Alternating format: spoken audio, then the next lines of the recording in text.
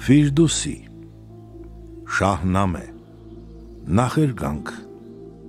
Եղելություն պոետ Դաղիղիի մասին։ Բայց հինավուրց այդ վեպերը կարդում էին դեռ մանկուց, ականջում էր ողջ աշխարհը, քաղում էին հին խոսք ու զրույց։ Եվ ամեն մարդ սիրահար էր ազգ ու խոսքին պատմական, ում հոգին որ լուսավոր էր,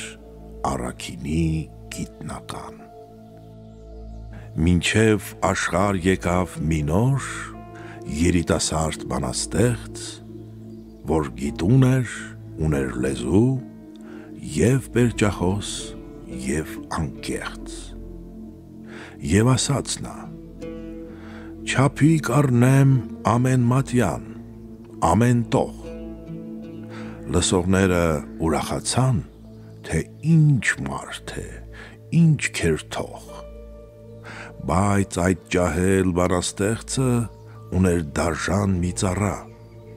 որ չարությամբ ջահել տիրոջ մահվան պատճառ լոկ դառավ։ Նա իր գլխին հանկարծահաս առավ մահվան սաղավարտ և իր կյանքը կիսատ թողեց և իր գործը անավարտ։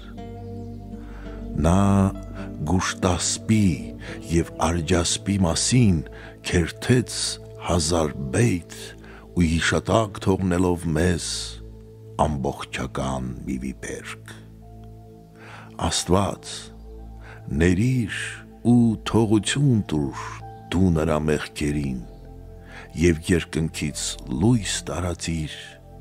պայծառանա թող հոգին։